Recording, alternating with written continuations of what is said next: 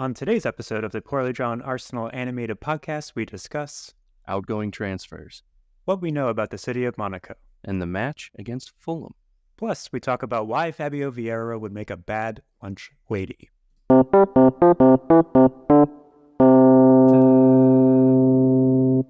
Hello, I'm Jacob. I'm the man behind Poorly Drawn Arsenal, and with me is Hunter. the walrus. Still. Cool. So let's dive into the very first topic, which is outgoings.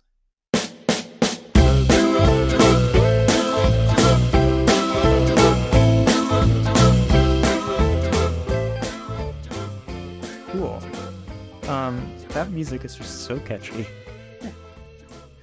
But cool. So really the only thing that kind of happened this week was some rumors of outgoings, no confirmed outgoings, but it sounds like Balogun might be headed to Monaco. Tierney might be headed to Spain. I forget the team's name. Real Sociedad. There we go. Look at us. And then I think Lukongo might be going to Lille. I think I saw that rumor, but I cannot confirm if that was a valid thing or not a valid thing. So yet again, don't listen too closely to this podcast, but do listen to it. That would be nice. Let's start with Balogun, because we're dirty Americans. What do you think of this move as far as from an Arsenal perspective and then also from a Balogun perspective? From an Arsenal perspective, it's probably not the most money they could have gotten for him. Yeah. But he can't quite come back to haunt us this season. True. And I think I saw there's a sell-on included. Yeah, and it was said to be significant. I don't know what significant means, but if for me, significant would be, I don't know, 20%, 25%. That's pretty big percent. Yeah. Again, we don't have any inside information. This is pure vibes. No. We've never met a journalist in our lives. I have. But they were a local journalist about elections. Oh, And sure. actually, you know what? That's a lie. They didn't talk to me. They talked to Liz. I know a Seattle journalist that mostly focuses on like homelessness, but that she's not going to know anything about the sell-on fee for Fuller and Balogun. Yeah. So we know very little information about this, but from what we do know, which is probably as much as the listener or viewer knows, is that it looks like he's going to Monaco. I think it's an okay deal for Arsenal with the sell-on clause. Without the sell-on clause, I think up front the money is meh on him, especially with the market that some strikers are going for. But I think most of the big money strikers that are making moves are Premier Leagues paying for that big money. And I think it's really a good deal not to sell him to a club within the league. And it was going to be like Chelsea or Tottenham. I forgot that they made a move. Or they were sounding it out. Yes. I mean, hey, I think I scope out if I want to go on a walk every day. If I were running a club, I'd be scoping everybody out. Yeah. Oh, I mean, from my kind of bad job of playing Football Manager, I try to scope out the entire world. Am I successful at it? No. Do I buy any of the players? Sometimes. Do I buy successfully? Not really. But sure do I scope. That's a way to say that. Yeah, okay. From a Balogun perspective, I think that this is a very good move for him. he's getting consistent playing time. For whatever reason, I don't think he was going to get it at Arsenal. And I actually think that Eddie has been playing well. He scored today. I just don't see how he could have gotten playing time here, because I think there was a little bit of seniority as far as Eddie getting the playing time over him. So I think that this is a good move for him to get more consistent playing time. I think for him and for Tierney, they're making the kind of moves that I feel like I would make, of where's a nice place I could live and also play like reasonable. Yes. Well, there's also the no taxes thing in Monaco. But yeah, I mean for Tierney, he'll probably melt immediately, but spending some nice time along a beach in Spain, that's a great deal for him. Sure. San Sebastian's beautiful. Monaco, I don't have that much of a conception of Monaco. I know that it's small. In my mind, it's one giant casino. Yes. With a harbor and there's like 2 roads, and they all are used by F1 consistently. Yeah. It's like you have to walk everywhere because F1 is just consistently happening there. Yeah, every weekend these guys are in their souped up funny cars. Yep. And they're flying down the roads, and the harbor is full of mega yachts. Yes. And sometimes Monaco plays. Right. Yes. All the men wear white tuxedos. Oh, yeah, definitely. All the ladies are wearing sequined ball gowns. That also act as sundresses. Yeah, that too. Yep. And everyone has one of those long cigarettes with the holder. Oh, yes. And a thing of like white wine that's just automatic, like the glass automatically refills after they drink it to the bottom. That's where Balogun's going. And I can't blame the guy. Look, James Bond's there. Yeah. Lives there consistently. And that crying blood guy. Crying blood guy? From the James Bond movie? You're going to have to go. Casino Royale? There's a lot of... Oh, that one. Okay. I was about to say, there's a lot of James Bond movies. You can't just say from the James Bond movie. I don't know. I think I was being pretty descriptive. I gave you a crying blood guy. I gave you Monaco. Yeah. I mean, okay. Yeah. I will take that. I will take that. But yeah, do you have anything else to say about outgoings as far as the rumored ones? I hadn't seen that Sambi rumor. Sambi rumor that I had seen. I don't know how good of a rumor that was. I saw when I was scrolling Twitter, which I feel like I can't trust anymore. So, if it does happen, call me a genius. If it doesn't happen, call me a genius. Okay. All right, fine. I'll call you a genius. All right. Thank you. Cool. Let's move I almost forgot this time.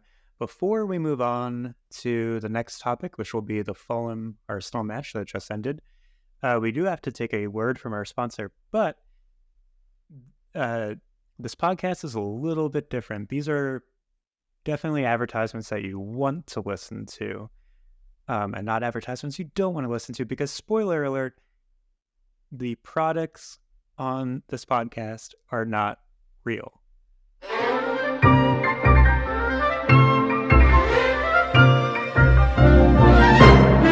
Do you dread doing press interviews? Do you always feel like you're saying the wrong thing? If so, you're not alone. Here at the Ben White PR firm, we specialize in dealing with pesky press interviews about subjects you don't even like. We'll help you prepare, not by providing you with trivial information on the reporter or the publication, but instead, We'll teach you how to give short answers or avoid questions entirely. Ben, what a great day for Arsenal, a huge win again. Would it be fair to say that this performance and this result against opposition like this really lends a lot of credibility to the people who say Arsenal can go on and win the title this season? Yeah. We'll give you the tools to get those press interviews over and done with as quickly as possible. And we'll teach you how to make it clear this is the last place on earth you want to be through body language and tone of voice. Do press interviews your way with thanks to the Ben White PR firm. That's the Ben White PR firm. Get right back to what you actually want to be doing instead of pesky interviews. Ben, what did you make of the Man City game? I don't watch football, so... Ben, what did you make of Gary Neville's comments about your performance after the game? Who? Ben, you've been absolutely outstanding this season at right back, but last season you played primarily as a centre-back. Which one of those positions do you actually prefer? I don't mind. All right. Again, that's the Ben White PR firm. I don't have any contact information for them, but if you so wish to use them, they possibly exist. Let's move on to Arsenal and Fulham.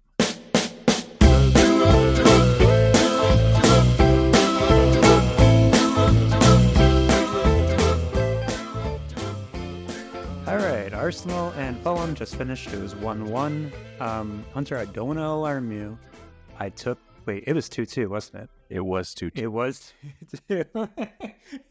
This kind of in-depth analysis is, and you know what's the most amazing part? I was just about to tell you that I took notes, and I still got the score wrong. So obviously not overly detailed notes or notes that I can understand, but they are notes. You like to reduce scores like a fraction, right? Yes, absolutely. It was 0. Arsenal Fulham 0. Cool. So,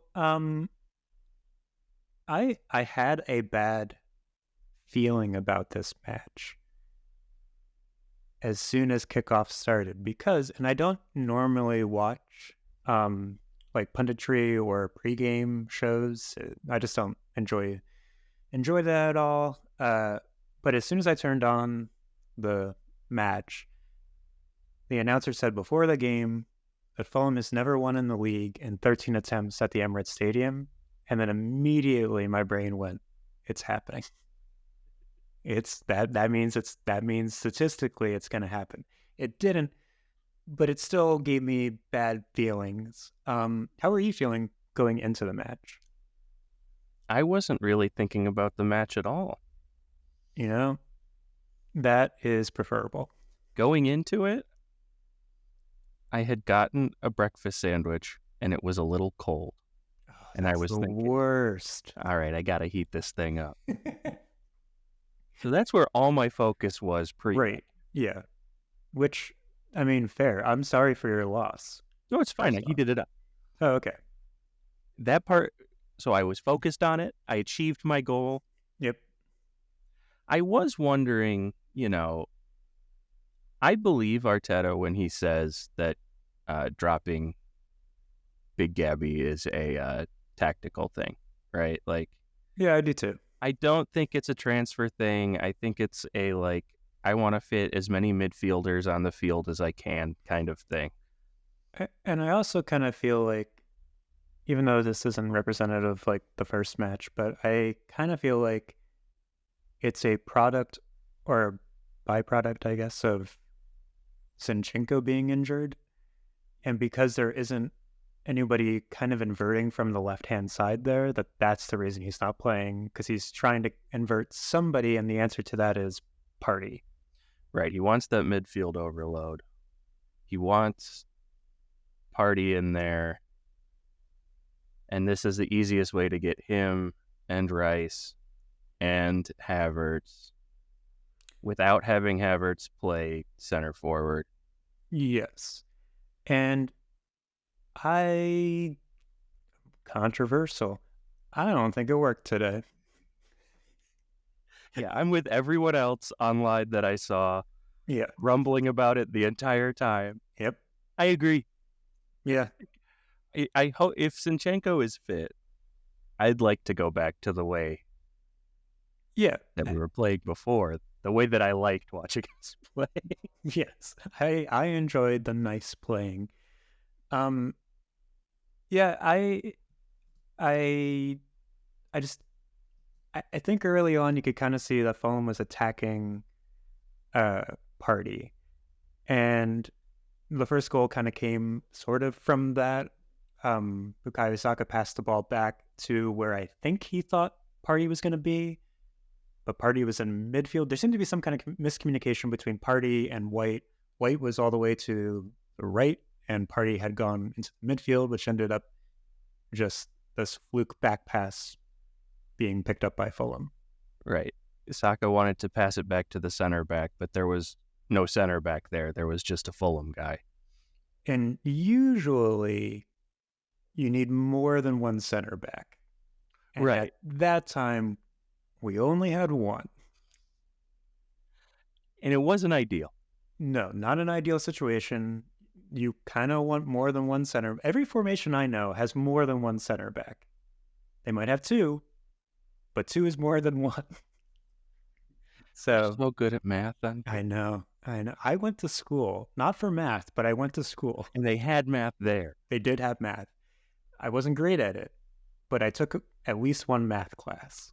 And I've learned two is a higher number than one. I felt bad for Ramsdale on that goal too, because very silly. He did. And I don't think that the Fulham player completely intended to do what he did. No, he seemed kind of pissed afterwards. He was like, oh, God damn it, I scored. I didn't want to score. He's happy to score a goal, but it was one of the sort of like less enthused goal scoring celebrations I remember seeing. And this could be colored by my memory. No, I think that is a fair assessment. It's one that I remember. He just is kind of looking like, it was almost like, I guess the correct emotion was probably that he was in disbelief that it had happened. But it definitely came across as like he was just like not caring about the goal that had happened or just whatever. sort of like, I hope everyone didn't really see that. Yeah, I completely scuffed that shot. I hope they were too busy seeing that the goal went in to notice how I did that. Yes. So then afterward, we attempted to come back into the game, and there's just a lot of really bad passing going on, and I don't think you can necessarily pinpoint one player that was doing a lot of the bad passing. It kind of seemed like it was a universal effort of bad passing. But it did seem like we were doing a better job of potentially passing to the Fulham players than we were passing to ourselves. And I don't know a lot about this sport, but I do know you want to pass to your own team. Yeah. I think it's, I don't know. They just don't feel fluid in this formation. Even in the past couple of games, like they've had possession and control, but it's not like a reassuring kind of possession or control. It doesn't feel like it hasn't been as fun to watch, I guess.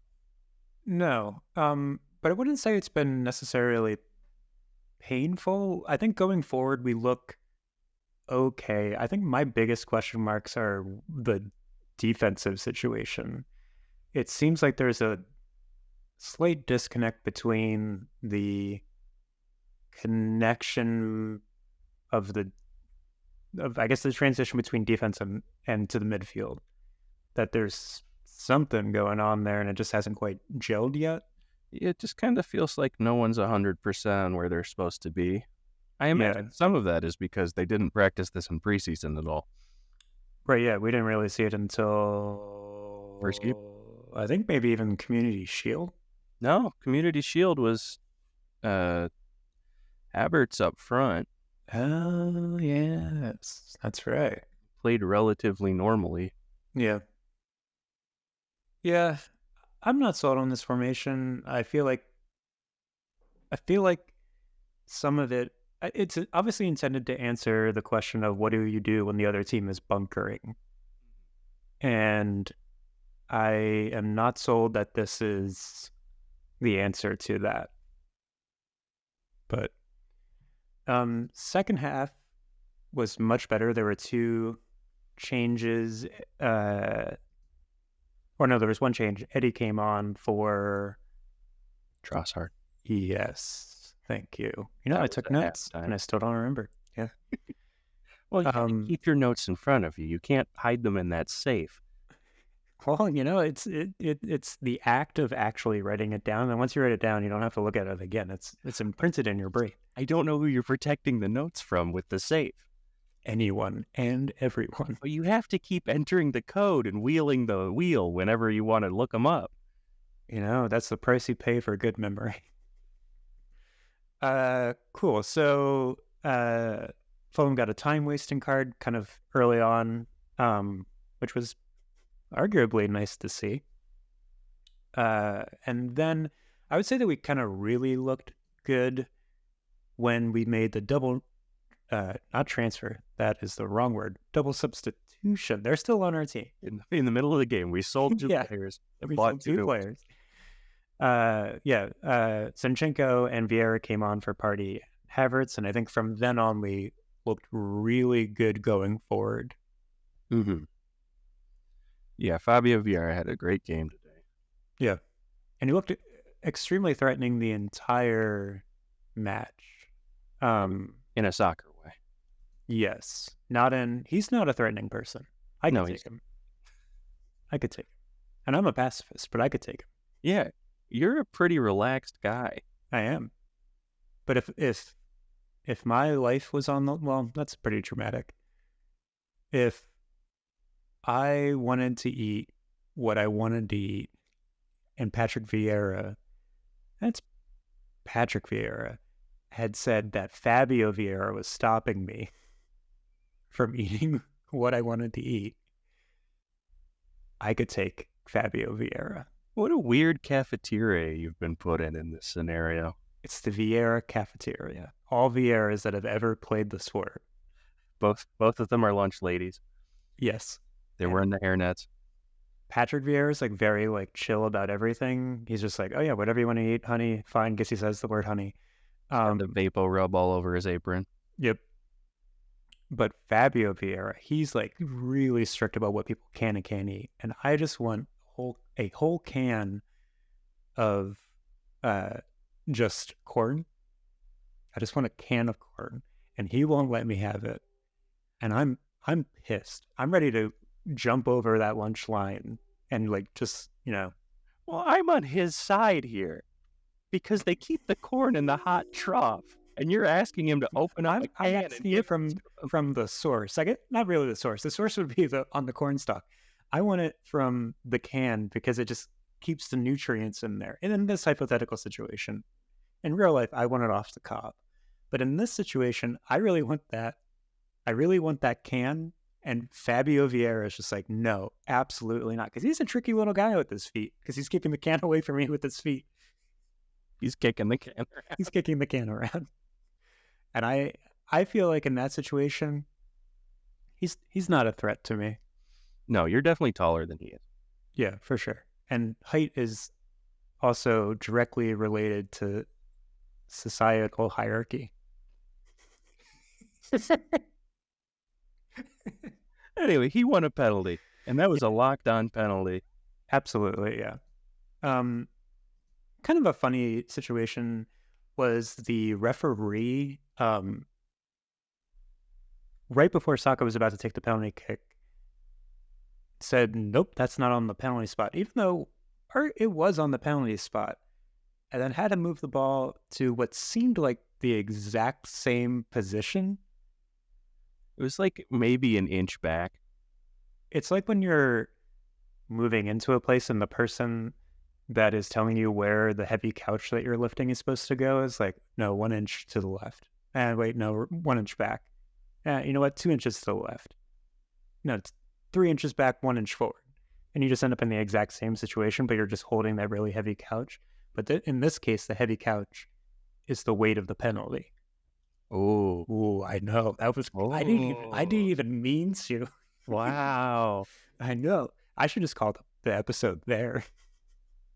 I mean, A real metaphor a real metaphor. on this podcast. On this podcast? Absolutely not. Yeah, and I thought that I was wondering who was going to take it between Odegaard and Saka. Saka took it, did a very good job with it. And then we almost immediately got a second goal from Eddie. One thing I found funny about that goal was the VAR check on the offsides when the Fulham player was down pretty much at the goal line, making it impossible for him to be offsides. I guess he counts. I mean, if you might be down and out, but you're not out. Yeah. He wasn't incapacitated. No, and he was still on the playing field. So I genuinely think that even if he was, if he was ruled out of play, that he was still on sides and the goal would have stood. I just found that to be a funny little tidbit. From here, the match got interesting. Arteta got a yellow card for I'm not sure exactly what. Being sassy. Classic Arteta. You know, he did, I don't even know if it was a joke, but he did say that he has somebody who's supposed to buzz him now for when he... That has to be a joke. It feels like a joke, right? So, I But know... it's so fantastical that it feels real. Well, I think we're just not inclined to see him as a guy that likes jokes, really. And he's so deadpan with his jokes. It's almost impossible to tell when he is joking or not. Imagine him as a stand-up. I would just be intimidated the entire time. I can't even... Yeah. I can't think of a joke that he would tell. It feels a bit like he'd be like Rainier Wolfcastle from The Simpsons doing stand-up. Yeah. I feel like he would just be a little aggressive. Like, if you didn't get the laugh, he would be like, let's go, guys. That's all I can do. That's the best I got. All right, moving on. Fulham got a red card for a kind of a similar situation that happened to Tomiyasu last week. I think this was a much more concrete foul. Yes, definitely. Very clear, stopping Eddie from getting maybe not a goal-scoring chance, but at the very least, free air, not paid air, free air from the halfway line to the goal. And then Fulham scored on was that the corner? It was a corner. It was the corner. It was a well-taken goal. Sure. He also left him pretty wide open to be able to do so, but... Yeah, that was disappointing. Yeah. And then after that, we kind of had an onslaught of chances that weren't really... It was an onslaught of pressure. I would say not necessarily a ton of chances that occurred from it.